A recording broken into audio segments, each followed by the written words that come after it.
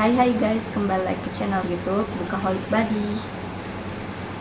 Sebelumnya, seperti yang aku janjikan di video manga haul dan action figure haul aku sebelumnya, kalau aku bakal melakukan book haul lagi, kali ini edisi buku klasik, classic books. Jadi ini dia, udah ada 2 paket untuk book haul akhir Desember. Jadi ini aku gadang-gadang akan menjadi book haul terakhir aku di tahun 2025 sebelum kita menyambut tahun 2026. Yay. Terus jangan salpok sama paket yang ini tuh paketnya isinya bukan buku, ini isinya action figure lagi, tapi bukan punya aku, punya kakak aku, tapi mau aku tunjukin ke viewers aku di YouTube. Makanya aku yang bakal unboxing action figure punya kakak aku. Nanti kalau kalian penasaran bisa nonton di shortsnya aku unboxing action figure itu. Sekarang lanjut kembali ke book haul edisi klasik. Jadi ini tuh isinya 3 buku, sedangkan yang ini isinya 1 buku. Yang ini seingat aku dari penerbit kakak tua semuanya, 3-3-nya. Sedangkan yang ini dari penerbit dari Anak Hebat Indonesia Official Shop. Untuk harganya nanti aku cantumkan aja di layar biar tidak terlalu dibaca.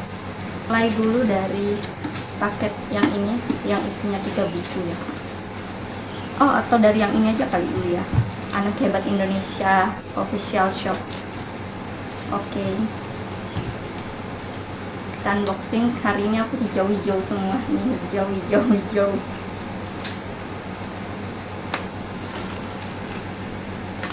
Konsepnya sangat tumbuhan sekali.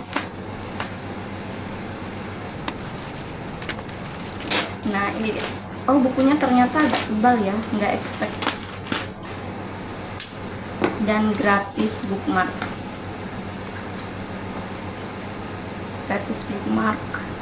Tulisannya, between the pages of a book is a lovely place to be. Di antara halaman sebuah buku adalah tempat yang menyenangkan untuk kita berada. Oke, Anak Hebat Indonesia Official Shop. Jadi di official shop yang pertama ini aku beli buku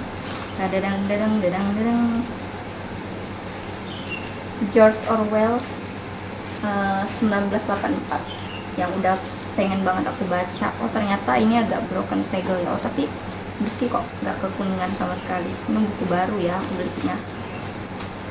Harganya di samping. Aku sebenarnya sering dengar buku ini, makanya aku penasaran banget.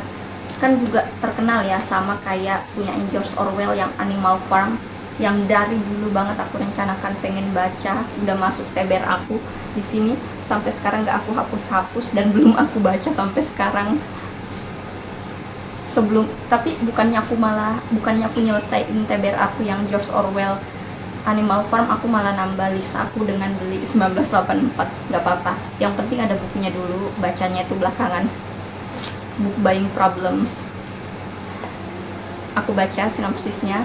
Kehidupan di era pemerintahan otoriter membuat Winston Smith kehilangan kewarasannya. Dia tidak memiliki keortodoksan murni seperti mayoritas rakyat Oseania. Menurutnya, kehidupan di masa itu terasa fana. Semua segi kehidupan dipenuhi dengan dusta bagi kemaslahatan pemerintahnya. Hal itu diperburuk dengan hiruk-pikuk perang yang tak berkesudahan. Pemerintahan otoriter yang dikuasai oleh penguasa besar itu akan semakin kuat dan tak terkalahkan. Winston terus berandai-andai apakah dia bisa menggulingkan pemerintahan penguasa besar. Dalam perjalanannya, dia juga bertemu dengan perempuan bernama Julia yang ternyata sepemikiran dengannya. Di sisi lain, banyak bukti kebohongan yang diyakini sudah dimiliki Winston. Dengan itulah dia berencana untuk menjatuhkan penguasa besar suatu saat nanti. Namun apakah niat Winston itu akan berhasil atau hanya berakhir sama dengan para mayoritas? Ini fiksi nggak sih? Iya, udah pasti fiksi ya, cuma kayaknya fantasinya agak kuat gitu ya. Bener nggak sih? Yang udah pernah baca 1984, apakah ini fantasinya kuat? bagaimana politisi memenangkan pemilu, membentuk pola pikir masyarakat, dan memainkan berita palsu politik ya berarti genrenya. Apakah distopian? Yang tahu bisa kasih tahu aku di kolom komentar. Dan ini tuh versi 1984 kan juga ada sebenarnya di penerbit Kakak Tua, cuma pas aku bandingin harganya lebih murah, harganya lebih terjangkau di Anak Hebat Indonesia Official Shop, makanya aku belinya terpisahkan sama yang ini. Ini tuh semuanya dari Kakak Tua, penerbit Kakak Tua, cuma ini doang yang enggak. Sebenarnya aku pengen ngoleksi buku-buku klasiknya penerbit Kakak Tua karena covernya lucu kan, seragam gitu, walaupun cuma putih klasik gitu ya, tapi lucu karena seragam. Cuma setelah membandingkan harga antara 1984 di dua toko ini, penerbit Kakak Tua dan Anak Hebat Indonesia Official Shop, aku memutuskan untuk nggak apa-apa lah, ini beda covernya. Lagian lucu juga covernya yang ini, 1984 George Orwell.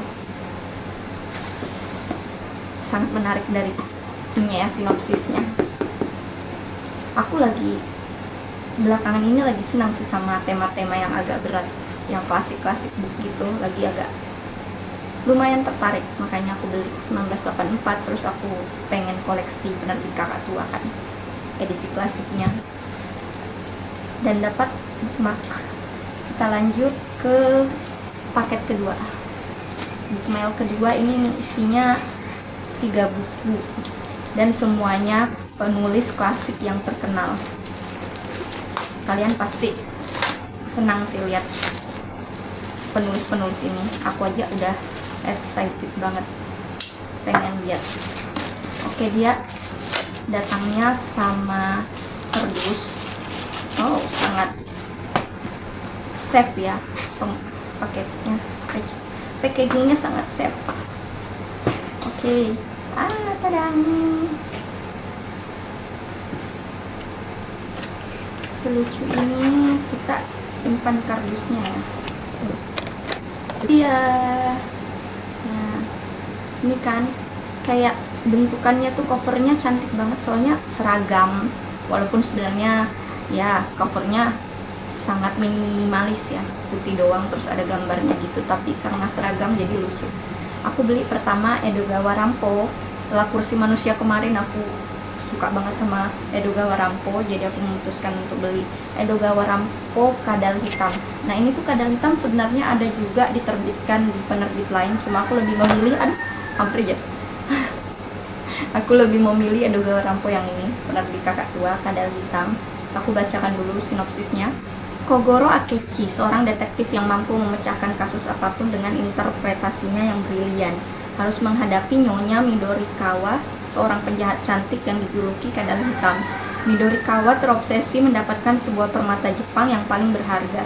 Tapi lebih dari itu, hasrat yang mendorongnya adalah keinginan untuk menantang Akechi dan menunjukkan padanya siapa di antara mereka yang paling cerdas.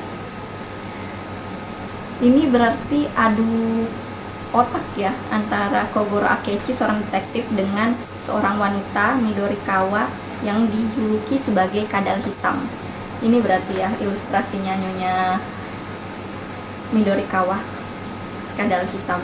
Menarik, kayaknya bakal terjadi kucing-kucingan antara detektif dan penjahat yang mengincar permata Jepang ya.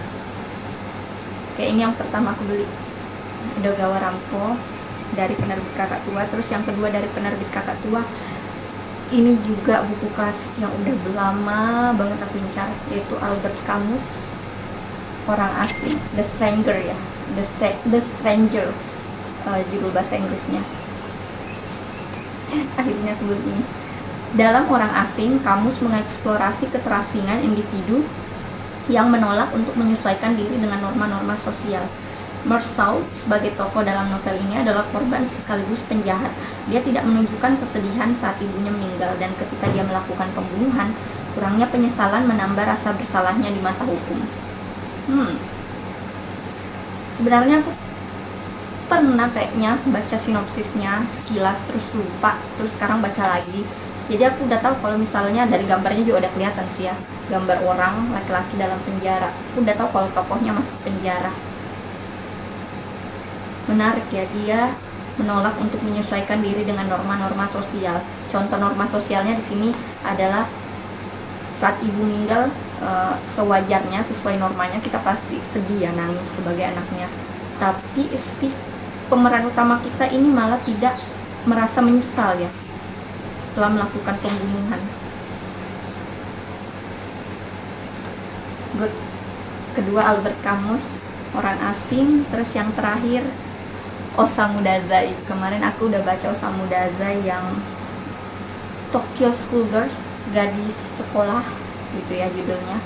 Sekarang aku pengen baca yang paling terkenal sih setahu aku ya, ini buku paling terkenal dari Osamu Dazai, koreksi kalau salah, Tertolak Sebagai Manusia, atau judul bahasa Inggrisnya No Longer Human. Kita baca sinopsisnya. Yozo adalah seorang pemuda yang eksentrik dan lain dari kebanyakan manusia di sekitarnya dalam memandang diri dan masyarakat. Dia selalu berusaha menyesuaikan diri dengan siapapun, menurunkan dirinya sampai pada level mereka, tapi dia malah disalahpahami, diperalat, dan bahkan dihianati. Dia berperan sebagai seorang badut karena manusia membuatnya takut bersikap jujur. Seiring berjalannya waktu dalam memainkan peran badut itu, dia terjebak di tengah berbagai pengalaman yang tidak menguntungkan, jatuh pada kebiasaan destruktif yang pada akhirnya semakin membuatnya tidak berdaya. Aku pernah baca reviewer kayaknya, atau aku pernah nonton review dari Reels Instagram gitu, aku lupa, kalau misalnya buku ini tuh sangat kelam dan tokoh utamanya tuh katanya agak menjengkelkan. Jadi aku penasaran bukunya seperti apa. Di antara 4 buku ini yang aku beli, adakah yang sudah kalian baca? Terus gimana impresi kalian pas baca buku ini? Kalau aku sih paling tertarik sama mana ya, aduh bingung, semuanya menarik ini, tapi kayaknya Albert Camus deh, orang asing. Mungkin akan aku prioritaskan di antara 4 ini ya, tapi nggak tahu prioritaskannya tuh kapan bakal aku baca. Setidaknya aku udah punya dulu, jadi kalau mau baca tinggal ngambil dan baca, segampang itu kan. Mood aku tuh bisa berubah-berubah ya, kadang pengen banget baca bisa dalam sebulan sampai 10 buku, terus kadang juga bacanya nurun banget sampai dalam sebulan nggak baca apa-apa sama sekali. Segitu mudinya. Oke, ini dia 4 buku yang aku beli di bulan Desember, sekaligus sebagai book haul terakhir aku di tahun 2025. Kalau kamu suka dengan video ini, jangan lupa like, comment, dan subscribe, dan tungguin video-video aku selanjutnya, entah itu video review atau video unboxing dan book haul lainnya. Sampai jumpa di next video.